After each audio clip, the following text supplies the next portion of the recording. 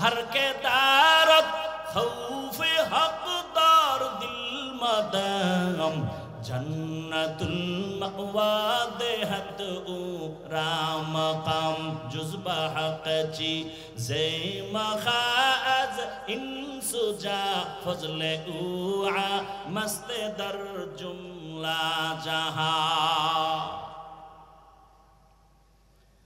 रहमतेर नबी मक्का नगरीते आছেন 40 বছর পরে নবীকে কোরআন দিলেন কেন নবীর জ্ঞান কি অন্যদের মতো নাকি নবীর জ্ঞান তো কঠিন জ্ঞান নবী কি বলে আল্লাহ আমারে কি দিয়েছে জানেননি উতিতু ইলমাল আউয়ালিন ওয়াল আখিরিন আদম নবী থেকে ঈসা নবী পর্যন্ত যত ইলম আল্লাহ দিবেন সবগুলো আমি মুহাম্মদকে দিবেন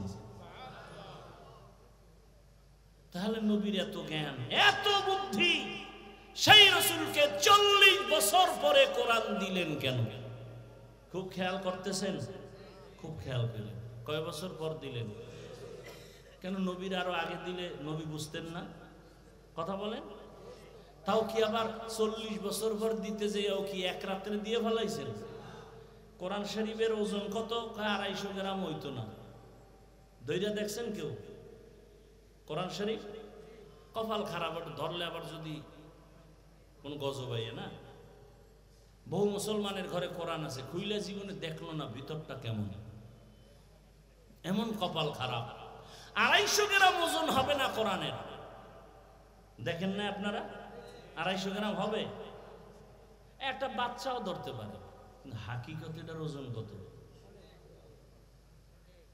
জমিন বলে পারবো না এই ওজন নিতে পাহাড় বলে পারবো না আসমান বলে পারবো না সবাইকে পারবো না আল্লাহ কয় দে মানুষেরই দিয়ে দিলাম জাহেল তোদেরকেই দিয়ে দিলাম চাপাইয়া তোরা দুর্বল ওয়াখলিকাল ইনসানু যায়ীফা এরপরও দিলাম দিতে গিয়ে হালাত কি মাত্র 5 আয়াত নিয়ে জিবরাইল আইছে হেরা পাহাড়ের ভিতরে ইকরা বিসমি রাব্বিকাল্লাযী খালাক জিবরাইল সাপ দিছে একটা না কয়টা কয় সাপ দিছে 3টা রেশমি কাপুরে আয়াতগুলো লেখা জিবরাইল ধরছে আর বলে ইকরা নবী বলে মা আনা বিকারিন আমি পড়তে জানি না এই জোরে চাপ দিছে বুখারীর ইবারত নবী বলেন জিবরাইলের সাফে এই পরিমাণ আমার অসুস্থতা জ্বর আমি ভাবতেছি আমার মরণের কষ্ট শুরু হয়ে গেছে মাত্র কয় আয়াত জিবরাইল চাপ দিয়ে দৌড় 3 বছরে আর আইয়ে না কোরআন নিয়ে কয় বছর 3 বছর পরে আবার লই আইছে ইয়া আইয়ুহাল মুদ্দাসসির কুম ফাআনযির ওয়া রাব্বাকা ফাকাব্বির ওয়া সিয়াবাকা ফাতাহহির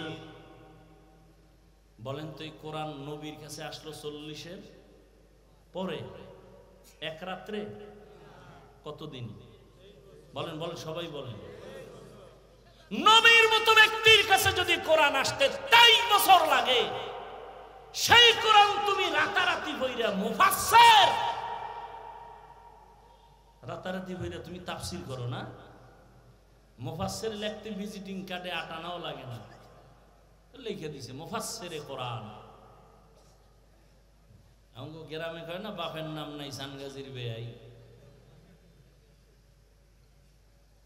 এত সোজা তুমি চিনো কোরআন এটা কেমন কিতাব 250 গ্রাম কোরআন 23 বছর লাগছে রাসূলের কাছে আসতে তুমি এটা বাংলা হইরা বুঝা যাবে না 20 বছর পর্যন্ত মাদ্রাসায় ডাউলের পানি কেরামের খাও হায় হায়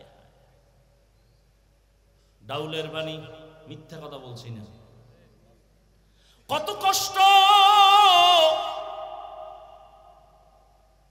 লাকড়ির চুলা লাকড়ি টানতে টানতে আইনা দিতাম আলু ভর্তা মাঝে মাঝে পাইলেও পাইতাম না পাইলে নাই সাদা উপরে পানি দিয়া কোন রকম চলতো তাও আবার বাড়ি মাপা ভাব এই যুগে যদি কেউ মাপ দিয়া ভাব দেয় ও মাদ্রাসা শেষ আর এখন মাইপে দেবে কেন এখন তো 5 বেলা খাও কি খালি খাওন, ঘুমেতে ওঠার পরে খাওন, ঘুমের আগে খাওন, টোস্ট বিস্কিট ডিম দুধ খাইতে খাইতে ফার্ম বানায় লাইছে। সিফা সাফা সব ছিদ্র মিদ্র খাওনের ঠেলায় বন্ধ। এলেম ডুববে কোন ছিদ্র দিয়া? হ্যাঁ, এলমেরা এজাজ করদান বেহিসাব খলকেরা দাদান জবাবে বাসাওয়া ভাগনা দারাত দোস্তে খলকা জারেরা নিস্তে ই খাসলাত একে দিনদারেরা। আমরা বিরোধিতা করি না কেন? কিছু বড় লোকের বলাবান কিছু তো দিনের লাইনে আসতেছে বরকতপূর্ণ এলেমের জন্য। আমাকে বলেন, এখানে বহু শিক্ষিত মানুষ ওলামায়ে কেরাম, আমার ওস্তাদ এখানে আছেন, বলুন একজন। আল্লাহ নিজে বলতেছেন লা তুহাররিক বিহি লিসানাকা লিতাজালা বিহি ইন্না আলাইনা জামআহু ওয়া কুরআনা। হে রাসূল, আপনি কষ্ট করবেন না, আমি কোরআন আপনাকে কুদরতিভাবে সিনার মধ্যে জমা করে দেব। তা রসুলকে, সেই রসুলকে আল্লাহ পাক জিব্রাইল পাঠায়া 3 বার জোরে চাপ দিলেন। কেন? রসুলের জ্বর উঠে গেল কেন? কি দরকার ছিল রসুলের সিনার সাথে জোরে চাপ দেওয়া? গোটা দুনিয়ার মানুষকে শিক্ষা দিয়ে গেলেন, যেহেতু রসুল আদর্শের মডেল। ও দুনিয়াবাসী, কোরআনের ইলম যদি চাও, কষ্ট ছাড়া অর্জন হবে না। বলে কি পরিমাণ? তুমি যেই পরিমাণ কষ্ট করবা এলেমের উপকার সে বরকত সেই পরিমাণ পাবা। কষ্ট কমতেছে বরকত কমতেছে, কষ্ট কমতেছে বরকত কমতেছে, কষ্ট কমতেছে বরকত কমতেছে। এটা বুঝবো কেমনে বরকত যে? এটাও তো বুঝার মানুষ নেই।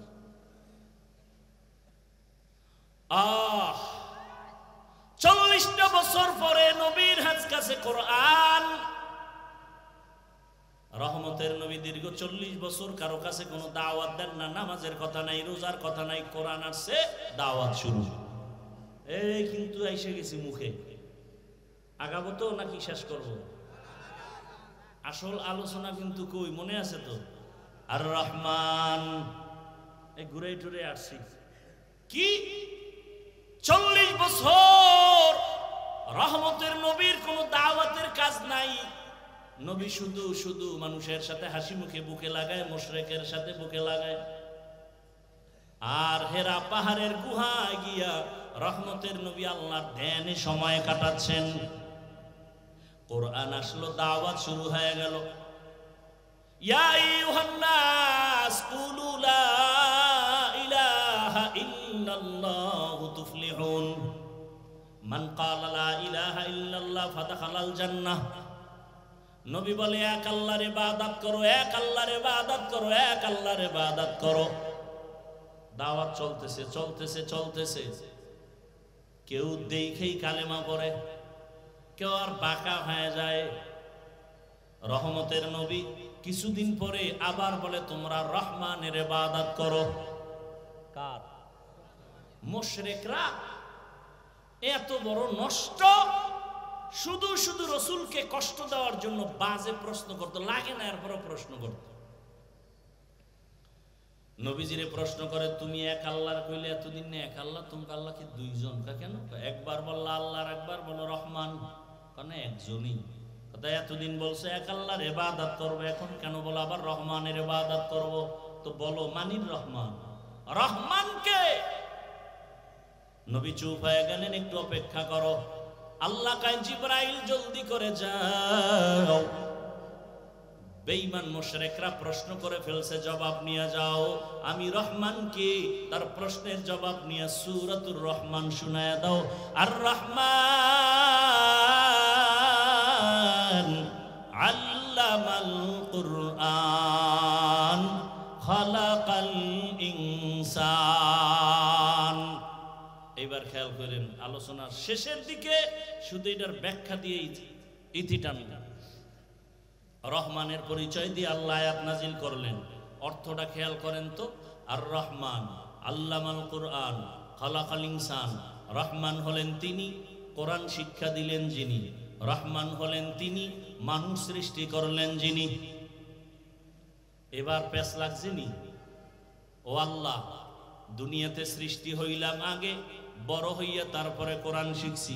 আল্লাহ কয় না না, আমি সৃষ্টি আগে করি নাই, আগে আমি কোরআন শিখাইছি, তারপরে মানুষ বানাইছি।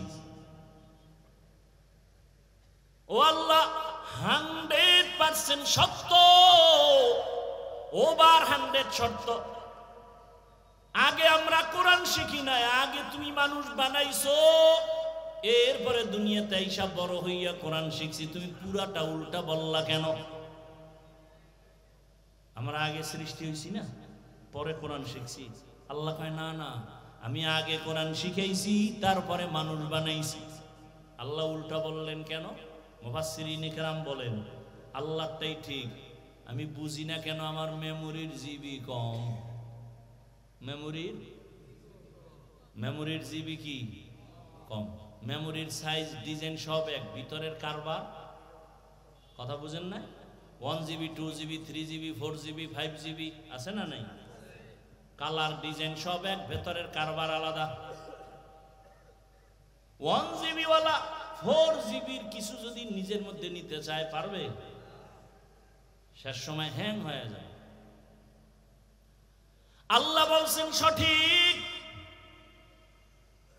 কিন্তু আমি দেখি উল্টা কেন? বলে আমার জীবিকা। যাদের জিবি একটু বেশি তারা ব্যাখ্যা দিয়ে গেছেন, তারা মুজতাহিদ ইমাম ব্যাখ্যা দিয়ে গেলেন আল্লাহটাই ঠিক। ফি'লুল হাকিম লা ইয়াখলু আনিল হিকমাহ, হাকিমের কোনো কাজ হিকমত থেকে খালি না। এবার আল্লাহ বলছেন, মুফাসসিরিনে কেরাম বলেন আল্লাহ যে বলছেন আমি আগে কোরআন শিখাইছি, তারপরে মানুষ বানাইছি, এটা কোন মানুষ? যারা বিনা হিসাবে জান্নাতে যাবে সেই মানুষ। তাহলে আমরা যাবো না, আমরা মানুষ না? কেন তোরা মানুষ না? বুজুর্গ বলতেছেন মাওলানা হওয়া সহজ, পীর হওয়া সহজ, ডাক্তার হওয়া সহজ, মানুষ হওয়া বড় কঠিন। গর্ব সুরত আদমি ইনসাবুদে আহমদবু জাহলো হামেক সাবুদে আদমিরা আদমিয়ত লাজেমাস আউদেরাগার বুনা বাশদ হি জামাস। মানুষ হওয়া বড় কি? বড়ই কঠিন। আরে তুমি বাঘরে ভয় পাইতেছো, আর যারা আসল মানুষ এদেরকে বাঘে ভয় করে। উজানির জমিনে ঘুমন্ত ওলিয়ে কামেল, নোয়াখালীর জমিনে বাবায় টাকার বালিশ বানাইয়া ঘুমায়, আর সে বাবার টাকা বাদ দিয়া উজানির কারি ইব্রাহিম চলে গেলেন দেওবন্দ লেখাপড়া করার জন্য ভারতে। মাওলানা হলেন, জগৎ বিখ্যাত 7 কেরাতের কারি হলেন। বাইতুল্লাহ লেখাপড়া শেষ করে গঙ্গুহি দরবারে গেলেন, তাওয়াজ্জু নিলেন, সবক নিলেন, খেলাফতের জিম্মাদারি পেলেন। বাইতুল্লাহ গিয়া কোরআনের তেলাওয়াতের এমন আওয়াজ, মক্কার মানুষ আশেক হয়ে গেল। ইমামতিতে তারে রেখে দিলেন। এক পর্যায়ে সৌদির মেয়ে তার হাতে বিয়া দিলেন, শর্ত মেয়েটাকে বাংলাদেশে নেওয়া যাবে না। রশিদ আহমদ গাঙ্গুহি চিঠি লিখলেন, এই ইব্রাহিম বাংলাদেশে যাইয়া কালেমার খেদমত করো। এবার জিগায় বিবি আমি তো যাব, চিঠি আসছে, তুমি কি করবা? কা আমিও যাব। অনুমতি নিয়ে চলে আসলেন। আর নোয়াখালী না, চাঁদপুর জেলা কচুয়া থানার উজানি এলাকায় হিন্দুদের মালিকানায় বিশাল জমিন জঙ্গল খরিদ করলেন। খরিদ করিয়া ওই জঙ্গল পরিচ্ছন্ন করার জন্য ভেতরে ঢুকে দেখে একটা সুন্দর গম্বুজ দেখা যায়। গম্বুজের ভেতরে একটা বাঘ তার বাচ্চাকে দুধ পান করায়। কারি ইব্রাহিম কয়, রে বাঘ বনিয়াদ মারছে, তুমি তোমার গন্তব্যে চলে যাও। কুমিল্লা জেলার মধ্যে একটা থানা আছে লালমাই থানা, ওই লালমাই একটা পাহাড় আছে লালমাই পাহাড়। বাঘ ইব্রাহিমের কথা শুই না বাচ্চা কাঁধের মধ্যে নিয়ে লালমাই পাহাড়ে চলে গেল। তুমি বাঘরে ডরাও, আর আসল মানুষ যারা এদেরকে বাঘে ডরায়। ব্যবধান আছে না নাই? তুমি সাপকে ভয় করো, আর যারা মানুষ এদেরকে সাপ ভয় করে, তুমি টাকাওয়ালা অস্ত্রধারীকে ভয় করো, আর যারা খাঁটি মানুষ এদেরকে সব সন্ত্রাসীরা ভয় করে। তুমি বলবে, প্রশ্ন করো, বাচ্চা কাঁদিনি এটা গেল, ইব্রাহিমের কথা হইল, কাছে থাকলে কানে ধরে জিগিতাম হইল কিনে দিগা, তবে পারলাম না, তবে বুঝায় গেলাম। শুনো, গ্রাম এলাকায় গরু দিয়ে হাল চাষ করেনি? করে। কারা? সব মেট্রিক পাস। বলেন, সমাজের একেবারে দুর্বল মানুষ, অশিক্ষিত মানুষ, মূর্খ মানুষ, চাষি, তাই তো? সত্য কথা স্বীকার করেন। এই যে একজন দুর্বল মূর্খ চাষি গরু নিয়ে হাল চাষ করে, যখন গরুরে বলে গরু দাঁড়া, দাঁড়ায়নি। বলেন বলেন, গরুরে যদি বলে ডাইনে যা, যায়নি, বামে যা, যায়নি। ওই যে শুরুতে বলছিলাম দেখতে নারী, একটা মূর্খ ব্যক্তি নামাজ নাই, বিড়ি টানে, রোজা নাই, এর কথা যদি গরু শুনে, তো আল্লাহর প্রিয় বান্দা ইব্রাহিমের কথা বাঘ শুনবে না কেন?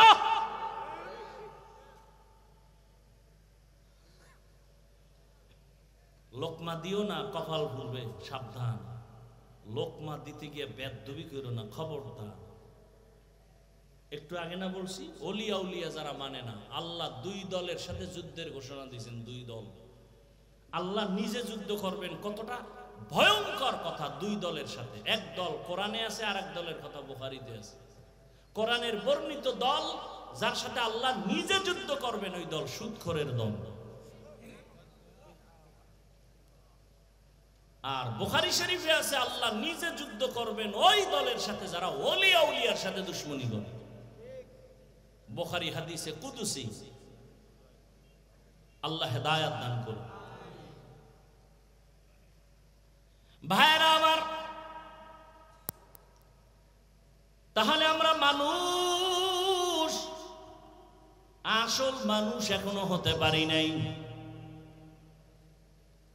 আদম নবীর বংশে, এই জন্য জমিনে যত মানুষ, মুফাসসিরিনে কেরাম বলেন, মানুষ আছে কয়েক লাইনের। একদল মানুষ আছে বংশগত মানুষ, আর একদল মানুষ গুণগত মানুষ, আর একদল মানুষ জন্মগত মানুষ। আদম নবীর বংশে জন্ম নিলাম, বংশগত মানুষ। এই পরিচয়ে নাজাত পাওয়া যাবে না, জান্নাত পাওয়া যাবে না। বাবার ঔরসে জন্ম নিলাম, আমি জন্মগত মানুষ, এই পরিচয়ে জান্নাত পাওয়া যাবে না। একমাত্র জান্নাত পাবে ওই মানুষ যারা গুণের মানুষ। কিসের মানুষ? গুণের মানুষ। এরাই মানুষ, এরাই বিনা হিসাবে জান্নাতে যাবে। এবার বুঝার চেষ্টা করি গুণের মানুষ কাকে বলে। ভালো একটা মূলনীতি মনে রাখবেন আজীবনের জন্য।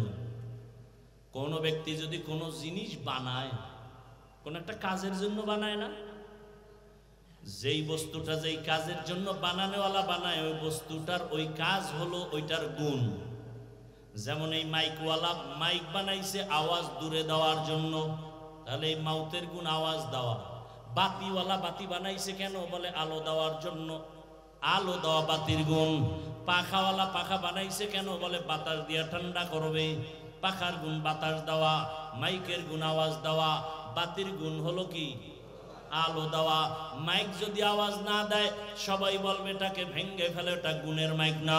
বাতি যদি আলো না দেয়, বলবে এটারে ভেঙ্গে ফেলে, ওটা গুণের বাতি না। যদি পাখা বাতাস ঠিক মতো না দেয়, সবাই বলবে এই পাখা ভেঙ্গে ফেলে, ওটা গুণের পাখা না। ভালো করে বুঝেন, যেই জিনিসটা যেই কাজের জন্য বানায়, ওই কাজ হলো ওই জিনিসের গুণ। মাইক বানাইছে কোন কাজের জন্য? আওয়াজ দেওয়া। বাতি বানাইছে কোন কাজের জন্য? আলো দেওয়া। পাখা বানাইছে বাতাস দেওয়ার কাজের জন্য। তাহলে পাখার গুণ কি? বাতাস দেওয়া। বাতির গুণ কি? আলো দেওয়া। এবার আমাকে জবাব দেন, মানুষ বানাইছেন কোন কাজের জন্য? বলেন। ওমা খালাকতুল জিন্না ওয়াল ইনসা ইল্লা লিয়াবুদুন। মা খালাকতুল জিন্না ওয়াল ইনসি বাখা জুজ ইবাদত নিস্তে মাকসুদ আজ্জাহা। ইবাদতের জন্য আল্লাহ মানুষ বানাইছেন। এবার বলেন মানুষের গুণের নাম কি? এই বলতেছি ভুলে গেছি। মানুষের গুণ কি? ইবাদত।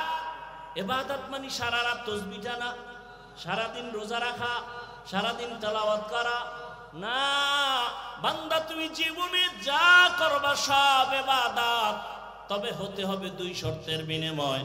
এক শর্ত রেজা বিল কাজা, দ্বিতীয় শর্ত তরিকায়ে রাসূল। আমি যা করব যা বলবো সব হবে আল্লাহর সন্তুষ্টির জন্য, রহমতের নবীর আদর্শ অনুযায়ী। নবীজির আদর্শ মতো নামাজ পড়ো ইবাদত, নবীর আদর্শ মতো খানা খাও ইবাদত, নবীর আদর্শ মতো পানি পান করো ইবাদত, নবীর সুন্নাত আদর্শ মানিয়া তুমি ব্যবসা করো ইবাদত। এই যে এক বোতল পানি স্টেজে, আপনিও পানি পান করবেন, আমিও করব পিপাসা নিবারণের জন্য। আপনি কি করলেন? বাম হাত দিয়া বোতলটা নিয়া ডান হাত দিয়া মুখটা খুললেন, খুইলা বাম হাত দিয়ে একটা টান মারলেন, এক টানে আধা বোতল নাই। আমিও পানি পান করব। আমি ডান হাতে বোতল নিয়া বাম হাত দিয়া মুখা খুলবো, এরপরে ডান হাত দিয়া পানি পান করব। পুরা বোতলের পানি পান করব, তবে 3টে স্টেপে পান করব। আমার পানিও পান হবে, সুন্নত আদায় হয়ে যাবে। জুতা আপনিও পরেন, আমিও জুতা পরি, রহমতের নবীর আদর্শ অনুযায়ী পরেন, ইবাদত হবে। বাথরুমে যাবেন, আমিও বাথরুমে যাই, ইবাদত বানায় যান। বাথরুমে যাবেন, নবীজি বলেন খালি মাথায় যাইও না, খালি পায়ে যাইও না, বাম পা দিয়া ঢুকো, ডান পা দিয়া বের হও।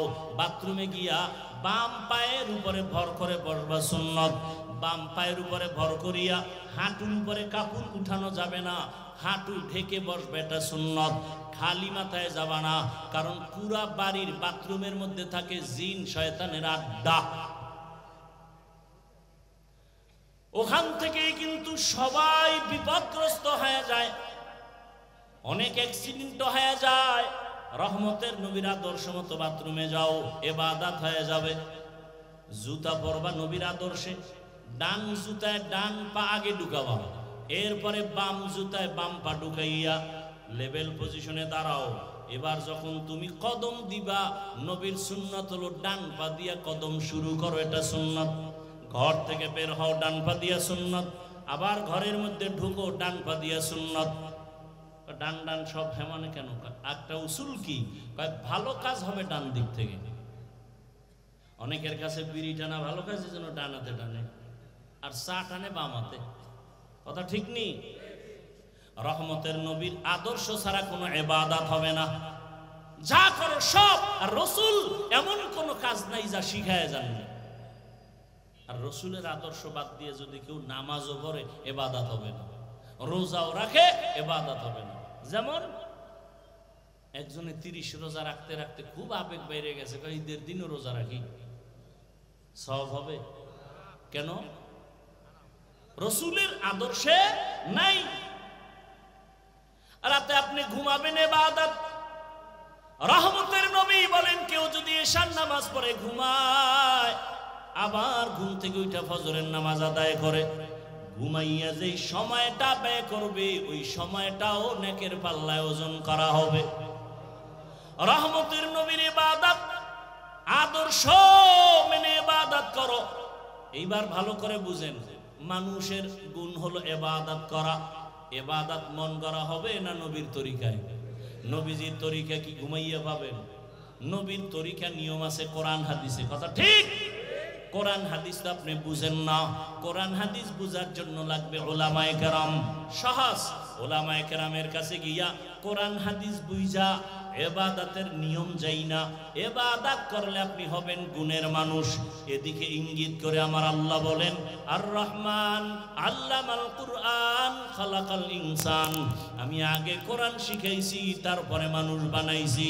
অর্থাৎ গুণের মানুষ হইতে হলে লাগবে ইবাদত, ইবাদত জানতে হলে লাগবে কোরআন, কোরআন বুঝতে হলে লাগবে উলামায়ে কেরাম।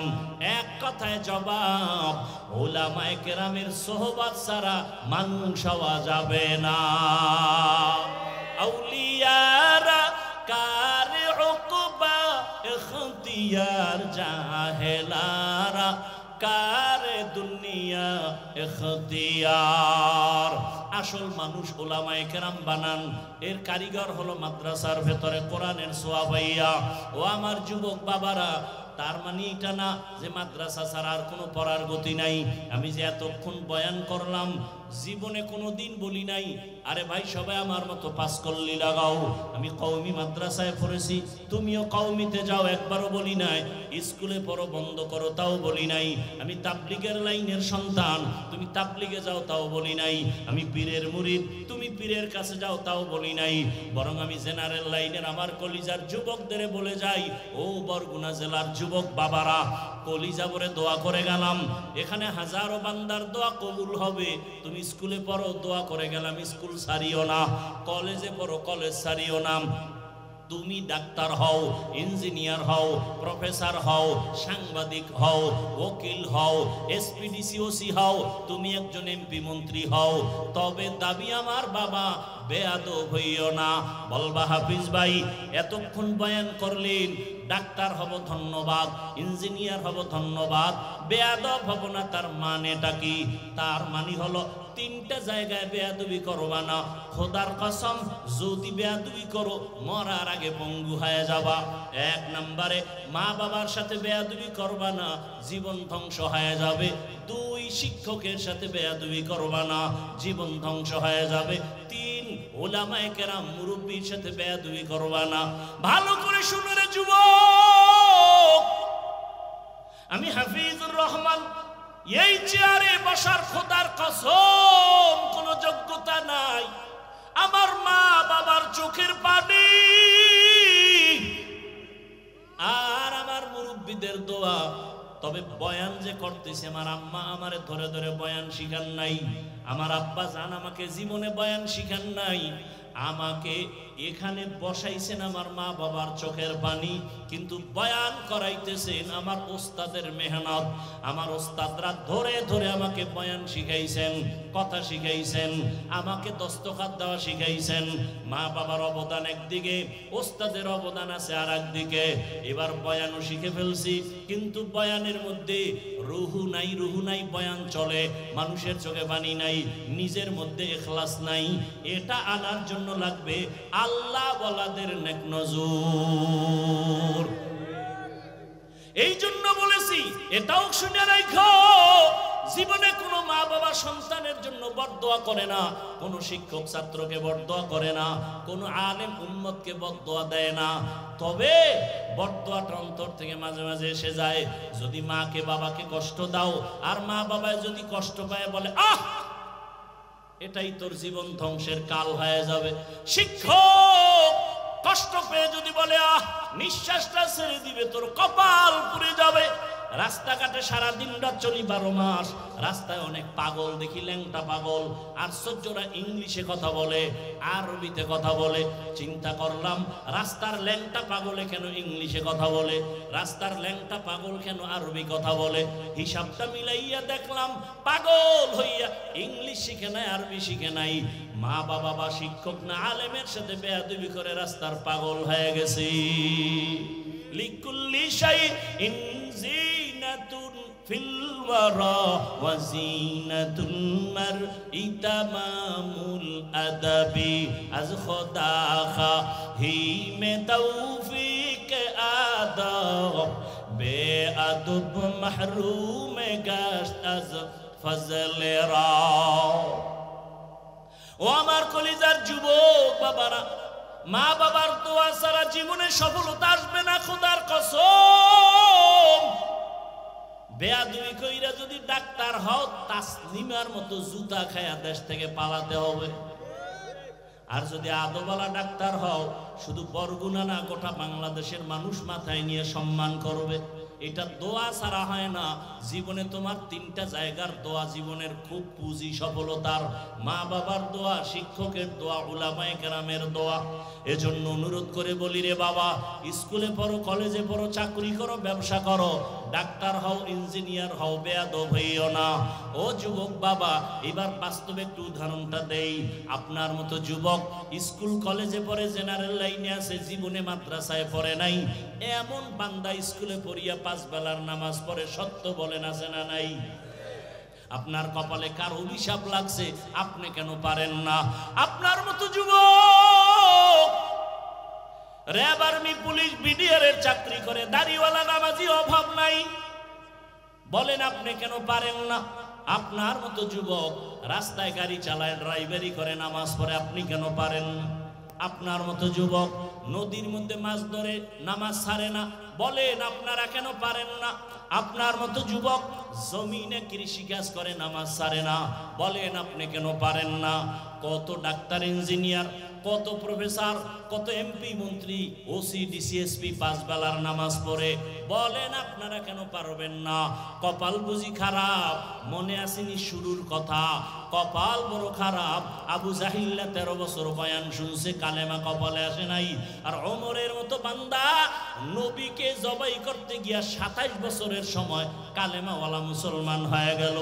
এত দাম আল্লাহ ওমরের বাড়ায় দিলেন। আল্লাহ তাআলা ওমরের কথার সাথে একমত হইয়া কোরআনের ভেতরে আল্লাহ আলাদা আয়াত পর্যন্ত নাজিল করেছেন। ওমরের দাম কত যে আল্লাহ ওমরের কথায় খুশি হইয়া আলাদা কোরআনে আয়াত নাজিল করছে। কিন্তু আশ্চর্য কথা হলো, সেই ওমরকে সোনার বাংলায় দাঁড়াইয়া ভণ্ড বেদাতি বলার মতো বেয়াদব আছে। বাংলাদেশের জমিনে দাঁড়াইয়া কে বলতেছে হযরত ওমর বেদাতি, ভণ্ড? আমি সেদিন ঢাকায় বলেছি, ওমরের যারা বেদাতি বলবে, আমি বলবো 14 গোষ্ঠী সব ভণ্ড। কে সেই ওমর? আল্লাহ খুশি হইয়া আয়াত নাজিল করেছেন। রহমতের নবী বলেন, আকাশের দিকে তাকাইয়া যেমনি ভাবে অগণিত তারকা দেখতেছো, আমার ওমরের আমলটাও কিন্তু এরকম অগণিত তারকার মতো। এত পরিমাণ ওমরের আল্লাহর নবী ভালোবাসছেন। এর নবীর উম্মতের দল। ওমর যখন 27 বছরে তরবারি নিয়ে আসছে নবীর কাছে, তখন নবী বাইরে যায় না, গোপনে কালেমার কথা, গোপনে নামাজ আদায় করেন। মাত্র 39 জন মুসলমান পুরুষ, 11 জন মহিলা মুসলমান, মাত্র এই কয়েকজনে গোপনে গোপনে কালেমা পড়ে। আবার বাইরে পাহারাদার নিযুক্ত করছে, যাও কোনো দুশ্মন নিয়ে এসে আবার হামলা করে। আরে নবী তো নবী, কথা বললেই তো কবুল। সেই নবী পাহারাদার রাখছে বাইরে, দুশ্মন এসে না যেন হামলা করে। কিন্তু 40তম মুসলমান ওমর কালেমা পড়েই তরবারি নিয়ে দাঁড়ায়, বলেন নবী আর গোপনে কোনো কথা হবে না, ওপেনে বের হয়ে যান, কালেমার দাওয়াত চলবে। হাতিমে কাবায় দাঁড়াইয়া একটা হুঙ্কার দিয়া কয়, এই মুশরিকেরা আয়, মুহাম্মদের বিরুদ্ধে একটা কথা বলবি, মুহাম্মদের প্রয়োজন নাই, আমার ওমরের সামনে দাঁড়ায় যাও, তরবারি রেডি আছে। ওমর আসা মাত্র কালেমার দাওয়াত ওপেনে শুরু হয়ে গেল। আল্লাহ ওমরের উপরে এতটা খুশি যে আল্লাহ এক জায়গায় না একাধিক জায়গায় আয়াত নাজিল করছেন। বাইতুল্লাহ তাওয়াফ করেন নবীজি, সাথে সাহাবা, ওমর সহ বাইতুল্লাহর তাওয়াফ 7টা চক্কর শেষ। এবার নিয়ম হলো বাইতুল্লাহর 7 চক্কর দিয়া 2 রাকাত নামাজ পড়া লাগবে, ওয়াজিব নামাজ, তাওয়াফের নামাজ। নবীজি বলেন নামাজটা কোথায় শুরু করব? পরামর্শ দেন। একজনে বলেন, ইয়া রাসূলুল্লাহ বাইতুল্লাহর দরজা বরাবর নামাজ 2 রাকাত পড়েন। কেউ বলে জমজম কূপের কিনারায় পড়েন। ওমর বলতেছে, নবী আমার মত হলো ওই যে মাকাম ইব্রাহিম পাথরের উপরে দাঁড়াইয়া ইব্রাহিম নবী বাইতুল্লাহ নির্মাণ করেছেন, ওটার পিছনে নামাজ পড়ি। পরামর্শ শেষ, নবী সিদ্ধান্ত দিলেই হয়ে যায়, দেয় না। আসমান থেকে ফয়সালা আসবে। জিবরাইল আইসা বলতেছেন, ইয়া রাসূলুল্লাহ আয়াত আল্লাহ দিয়া দিছেন, আল্লাহ বলে দিছেন ওমর যেটা বলছে আল্লাহ মেনেছেন, আপনাকেও মানতে বলেছেন। সেই ওমরের মতে কিয়ামত পর্যন্ত তাওয়াফের নামাজ মাকামে ইব্রাহিমের পেছনে কিয়ামত পর্যন্ত হাজিরা পড়তে থাকে। পরামর্শটা কার? ওমরের। আল্লাহ খুশি হয়ে আয়াত নাজিল করে দিলেন। আল্লাহ কয়, আমি ওমরেরটা মেনে নিলাম, রাসূলকেও মানতে বলে। সেই ওমরকে বেদাতি বলে এই জমিনে। কপাল বড় খারাপ। ও যুবক, এই জন্য বলেছি বরদোয়া নিও না। স্কুলে পড়ো, কলেজে পড়ো, চাকরি করো, ব্যবসা করো, মা বাবার দোয়া, শিক্ষকের দোয়া, ওলামায়ে কেরামের দোয়া নিয়ে সামনে আগাও। আদর্শবান ডাক্তার হও, আদর্শবান ইঞ্জিনিয়ার হও। ও পর্দার আড়ালের আম্মা জানেরা, বোনেরা, আপনাদের জীবনটা কতই যে ধন্য। সমস্ত নবীদের মা আপনারা, সাহাবায়ে কেরামের মা। এখানে স্টেজে কত সন্তানের মাথায় পাগড়ি দিলাম কোরআনের হাফেজ। এদের সিনার ভেতরে 30 পারা কোরআন জমা করে দিছেন আমার আল্লাহ। এদের মা বাবার মতো ঈদের আনন্দে আজকে আর কেউ নাই রে বাবা। ও পর্দার আড়ালের আম্মা জান, আল্লাহ আপনাকে কত সম্মান দান করেছেন। সারা দিন রাত বয়ান করলে শেষ করা যাবে না। এই জমিনে যত ভালো ভালো সন্তান আছে আপনাদের অবদানের কারণে। দুনিয়াতে ভালো যত সন্তান আপনাদের কারণে।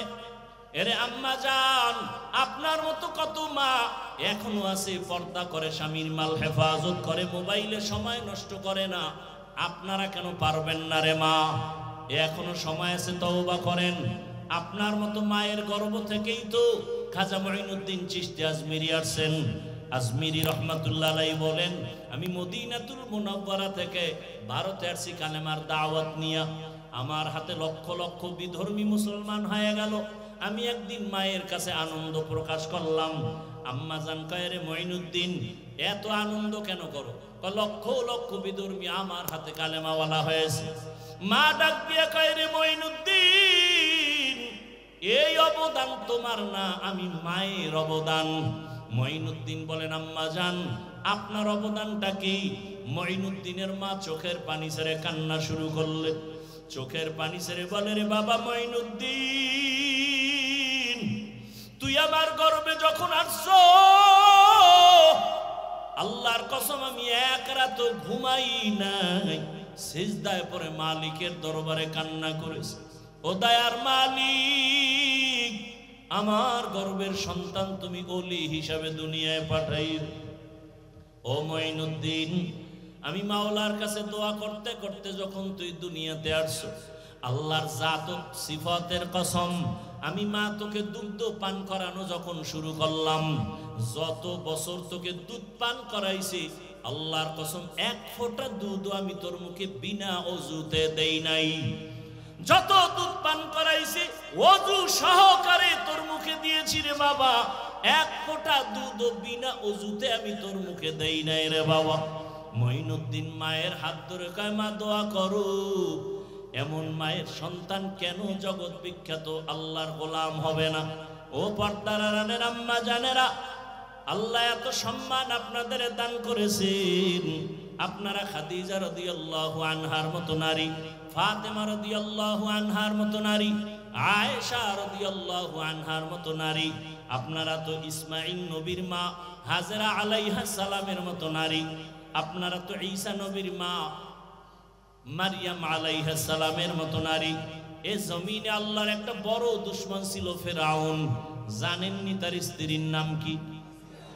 আসিয়া। কত বড় বেঈমানের ঘরে থাকিয়া আসিয়ার ঘটনা জানেন? এত বড় আল্লাহর পেয়ারা হয়ে গেছেন। আসিয়াকে আল্লাহ এতটা কবুল করেছেন, রহমতের নবী বলেন, কিয়ামতের ময়দানে আমি মুহাম্মদের সাথে আসিয়ার সাথে জান্নাতে বিবাহের ব্যবস্থা হয়ে যাবে। এরে আম্মা জানেরা, আপনার স্বামী তো ফেরাউনের মতো খারাপ না। আপনি কি পারতেন না স্বামীকে যদি বুঝাইতেন, ও স্বামী, আমি বাবা মায়ের মায়া সারিয়া তোমার সংসারে আসছি রে স্বামী, খাইয়াছি না খাইয়াছি কোনো দুঃখ নাই, জীবনে তো বিবাহের সিঁড়িতে পা রাখলাম, কোন দিন মরণ হবে জানা নাই। ও স্বামী, তোমার ঘরে এসে একটা দাবি আমার অন্তরে, তুমি আমারে খাওয়াইয়া রাখলো আলহামদুলিল্লাহ, তুমি আমারে না খাওয়াইয়াও যদি হাসি দাও তাতেও আলহামদুলিল্লাহ, তবে আমার দাবি হারাম টাকা কামাই করবা না, হারাম মাল ঘরের মধ্যে আনবা না, হারাম টাকার মাল খাইয়া সন্তানটার রক্ত নাপাক করব না, আমাদের রক্ত নাপাক করব না। আম্মা জান, আপনি যদি স্বামীটাকে একবার বলতেন, কোন স্বামী জীবন গেল হারাম মাল ঘরে নিতে সাহস পাইত না। এরে আম্মা জান, আপনি যদি 5 বেলার নামাজ পড়িয়া আল্লাহর কাছে দোয়া করে স্বামীকেও ডাকতেন, স্বামীও নামাজি হয়ে যাইত। এরে আম্মা জানেরা, একটু যদি চেষ্টা করতেন, সন্তানটাকে আদো বলা বানাইবার চেষ্টা করতেন, আপনার সন্তান আদো বলা হয়ে যাইত। আসিয়ার মতো বান্দি এই বেঈমানের ঘরে থাকিয়া এত ক্ষমতা, এত টাকা সব লাথি মেরে ফালাইয়া আসিয়া আমার মালিকের এমন পেয়ারা হয়ে গেলেন। একদিন ফেরাউন গোপনে দাঁড়ানো, আসিয়ার হাতের থেকে কি পড়ে গেল, ফেরাউন দেখতেছে, আসিয়া বিসমিল্লাহ বইলে ওইটা হাতের মধ্যে নিল। ফেরাউন বলে, তুমি কার নাম নিলা? আসিয়া টের পেয়ে গেল, এতদিন তো জানতো না ফেরাউন, এখন যেহেতু জেনেই ফেললো, এখন আর গোপন রেখে লাভ নাই। আসিয়া ডাক দিয়ে কয়, আমার মালিক, আমার রবের নাম আমার জবানে নিয়েছি। ফেরাউন ডাক দিয়ে কয়, মিশরের তো রব আমি, তুমি আবার কোন রবের নাম নিয়েছো? আসিয়া কয়, জানো না রে ফেরাউন, তোমার যিনি বানাইছেন তিনি আমার রব। ফেরাউন বলে, সর্বনাশ করলা, তুমি আমার স্ত্রী হইয়া যদি আমারে রব না বলো, খোদা না বলো, আমার খোদাগিরির মূল্য থাকে না। মিশরের মানুষ জানতে পারলে সি সি করবে। আসিয়া, তুমি আমারে একবার হলেও খোদা মানো। আসিয়া বলে, কল্লা দিব, আমি ঈমান দিতে পারবো না। এবার ফেরাউন বলে, তাহলে তুমি যদি জোরে না বলো, আস্তে আস্তে আমার কানে কানে একবার স্বীকার করো। আসিয়া চোখের পানি ছেড়ে বলে, ও ফেরাউন, দুনিয়ার এই মিশরের মানুষ তোমাকে ফাঁকি দিতে পারে, কিন্তু আমি এমন রবের গোলাম, পানির ভেতরে ডুব দিয়ে কি করি কেউ জানে না। আমার মালিক, ওয়াহুয়া মাআকুম আইনামা কুনতুম। আরে বান্দা যেদিকেই থাকে আমার মালিক সেদিকেই হাজির। আমার মালিকের ফাঁকি দেওয়ার কোনো সুযোগ নাই। আল্লাহ বলেন, ফাআইনামা তুওয়াল্লু ফাসাম্মা ওয়াজহুল্লাহ। আরে বান্দা, তুই যেদিকেই তাকাও সেদিকেই আমার মাওলার কুদরত হাজির। আসিয়া বলে, ফেরাউন, মরিয়া যাব, তোমাকে একবারও খোদা বলে স্বীকার করব না। আসিয়া ডাক দিয়ে কয়, ফেরাউন ডাক দিয়ে কয়, আসিয়া রেডি হইয়া যাও, যদি আমাকে খোদা বলে স্বীকার না করো, তোমাকে আমি শুলিবিদ্ধ করে ফাঁসি দিয়ে মেরে ফেলবো। আসিয়া বলে, মরতে রাজি, আমার মালিকের থেকে আমি জুদা হতে পারবো না রে ফেরাউন। ফেরাউন এবার ক্ষিপ্ত হইয়া, এত বড় ক্ষমতাওয়ালা আসিয়ার মতো ব্যক্তির খানা বন্ধ করে দিল, বিছানাও বন্ধ করে দিল। এবার তারিখ দিয়ে দিল, আসিয়া যদি এতদিনের মধ্যে আমাকে রব বলে স্বীকার না করে, রেডি করো, ময়দানে ঘোষণা দিয়া দাও, আসিয়ার ফাঁসি হবে। ঘোষণা দিয়া দিল, আসিয়াও মজবুত হয়ে গেল, মরিয়া গেল, আমার মাওলাকে আমি ছাড়ব না। আমি দুনিয়াতে যারে আপন মনে করি, আরে কেউ তো আমার সাথে কবরে যাবে না। আমার ভাই বোন, মা বাবা, টাকা পয়সা, বাড়ি গাড়ি সব আমার থেকে আলাদা হইয়া যাবে। ওই কবরে থাকবে আমার মালিক। ওই আল্লাহকে নিয়েও যদি কবরে যেতে না পারি, আমার উপায় কি হবে? আসিয়া চোখের পানি ছেড়ে আল্লাহর কাছে কান্না করে, আজকে তারিখ হয়ে গেল, আসিয়ার শুলিবিদ্ধ ফাঁসি হবে। আসিয়াকে যখন হাতে পায়ে রশি লাগাইয়া ফাঁসির মঞ্চে নিবে যাচ্ছে, আসিয়া চোখের পানি ছেড়ে কাঁদতেছে। হঠাৎ করে দেখে জমানার নবী মূসা ওই পথ দিয়া হাইটা যায়। আসিয়া ডাক দিয়া কয়, রে নবী মূসা, আপনি জানেন নি আমি আসিয়ার খবর কি? নবী মূসা বলে, জানি, আজ তোমাকে ফাঁসির মঞ্চে নেওয়া হচ্ছে। আসিয়া ডাক দিয়ে কয়, নবী মূসা, আপনি তো তুর পর্বতে যান, আমার মাওলার সাথে মাঝে মাঝে কথা বলেন, আমাকে একটু বলবেন না, আমি যে এখন মরতে যাইতেছি, আমার মাওলা এই মুহূর্তে আমার উপরে বেজার না খুশি? নবী মূসা ডাক দিয়া কয়, রে আসিয়া, এই মুহূর্তে আমার মালিক তোমার উপরে অনেক অনেক খুশি। আসিয়া এই কথা শুই না আসমানের দিকে তাকায় একটা চিৎকার দিছে কোরআনের আয়াত। আসিয়া ডাক দিয়া বলে ক্বালাত রব্বি বিনিলি ইনদাকা বাইতান ফিল জান্নাহ, ও দয়ার মালিক তাকাইয়া দেখো, এত ক্ষমতা এত টাকা সব আমি ফেলে দিলাম, আরামের ঘুম আমারে দিল না, খানাও আমারে দেয় নাই, আমি তোমার জন্য এত ধৈর্য ধারণ করেছি, এত বড় ক্ষমতাওয়ালার ঘরে থাইকাও আমি ঘুমানের মতো একটু জায়গা পাই নাই, এত বড় টাকাওয়ালার ঘরে থাইকাও খানা পাই নাই, এখন আমার ফাঁসি হাজার হাজার মানুষ দেখার জন্য আছে। ও আল্লাহ, বিদায় বেলা আমার কলিজার একটা দাবি, জান্নাতে তোমার পাশে একটা ঘর বানাইয়া দিও। ও আল্লাহ, তোমার পাশে একটা জান্নাতে ঘর বানাইয়া দিও। আসিয়া এই দোয়া করিয়া হঠাৎ করে কিছুক্ষণ আসমানের দিকে তাকাইয়া কান্না বন্ধ করে হাসা শুরু করলো। ফেরাউন বলে এতক্ষণ কান্না করেছো, এখন মরণকালে আবার কেন হাসো? আসিয়া কয় ফেরাউন তোর কপাল খারাপ, তুই দেখো না বুঝো না, বিদায় বেলা আমার মালিক আমার অন্তর চক্ষু খুলে দিয়েছে, আমারে ঘুমানোর জায়গা দাও নাই, খানা দাও নাই, আমি মালিকের কাছে একটা জান্নাতে ঘর আমি চাইছি। আল্লাহ আমার অন্তর চক্ষু খুলে দিয়েছেন, আমি তাকাইয়া দেখি সেই জান্নাতের ঘরের ছবি,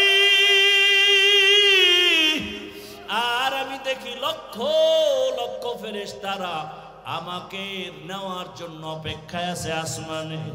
আমার রূহটা আমার মালিকের কাছে নিয়ে যাবে, তাড়াতাড়ি আমারে মৃত্যুদণ্ড দিয়া দাও, মরণের পর্দাটা আমি ভেদ করলে আমার মালিকের আমি এখন সাথে সাথে পেয়ে যাব। মরণের পর্দা উঠাইলেই আল্লাহ তো আদা করেছেন, ফামান কানা ইয়ারজু লিকা রাব্বিহি ফালইআমাল আমালান সালিহা ওয়ালা ইউশরিক বিইবাদাতি রাব্বিহি আহাদা। এরে বান্দা, যদি রবের সাথে মোলাকাত করতে চাও, শিরিক মুক্ত ঈমান আর আমল তৈরি করে নাও, মরণের পর্দাটা ভেদ করিয়া রবের সাথে তোমার মোলাকাত হয়ে যাবে। আসিয়া যখন হাসতে হাসতে মঞ্চে চলে গেল, মরণ হয়ে গেল, হাসতে হাসতে মালিকের দরবারে চলে গেল। ও আমার যুবক বাবারা, ও বৃদ্ধ বাবাজি, পর্দার আড়ালের মা বোনেরা, হেদায়াতের মালিক আমার আল্লাহ। ওরে আবু জাহাল 13 বছর নবীর বয়ান শুনিয়াও কালেমা পড়ে না, ওমরের মতো বান্দা 27 বছরে নবীকে জবাই করতে আসিয়া কালেমাওয়ালা হয়ে গেল। জীবনে শখ লাগাইয়া শখ মিটাইয়া মনের মতো তো গুনাহ কম করো নাই রে বাবা। মনের শখ মিটাইয়া মনে চাইছে দাড়ি কাটবা, কত কাটছো, এখনো কি তোমার শখ মিটে নাই? মনে শখ লাগছে বেপরদায় নারী নিয়ে আড্ডা দিবা, কত দিছো, এখনো কি শখ মিটে নাই রে বাবা? আর কত বছর দাড়ি কাটলে শখ মিটবে? আর কত বছর আড্ডা দিলে শখ তোমার পূরণ হবে? মনে শখ লাগছে পার্কে পার্কে ঘুরবা, আর কত বছর ঘুরলে তোমার মনের শখ পূরণ হবে? এবং এটাও বলো তোমার হায়াতের আর বাকি আছে কতদিন? চোখ দুইটা বন্ধ করে তাকাও, করোনার ভেতরে দেখো যুবকের লাশ, পানির মধ্যে গাড়ির নিচে ঘুমের বিছানায় শুধু যুবকের লাশ। কয়দিন আর বাঁচবারে বাবা? এখনো কি তওবা করবা না? মনেরে বুঝাও, তোমার মতো জেনারেল লাইনে পড়ুয়া যুবক আজকে চাকরি করে, ব্যবসা করে, ড্রাইভারি করে, নামাজ পড়ে, তুমি পারবা না কেন? কপাল বুঝি পুড়িয়া গেল। মনে মনে আমার আল্লাহকে তওবার নিয়তে ডাক দাও আর বলো, হে মালিক, এই ময়দানে আমার মতো গুনাহগার কেউ নাই, গুনার কারণে হাত না পাক, চোখ না পাক, জিহ্বা না পাক, অন্তর না পাক। ও আল্লাহ, তুমি জানো এই হাতের দ্বারা কত গুনাহ করেছি, চোখের দ্বারা কত গুনাহ করেছি, জবানের দ্বারা কত গুনাহ করলাম। আজকে থেকে তওবা করে নিলাম, মরিয়া গেল আর গুনাহ করব না, দাড়ি কাটবো না, নামাজ ছাড়বো না, বেপরদায় চলবো না, মা বাবার দোয়া নিয়ে চলবো, শিক্ষকের দোয়া নিয়ে চলবো, উলামায়ে কেরামের পরামর্শ নিয়ে নবীর তরিকায় চলবো। তওবা করার মতো যদি অন্তর তৈরি হয়, মুনাফিকি না থাকে, খাঁটি তওবার নিয়ত যাদের আছে, দুটো হাত আমার আল্লাহকে দেখাইয়া দাও। আয় আল্লাহ, হাতগুলো কবুল করে নেন, তওবা কবুল করে নেন, তওবার উপরে মজবুত হইয়া চলার তৌফিক দান করেন, আমিন।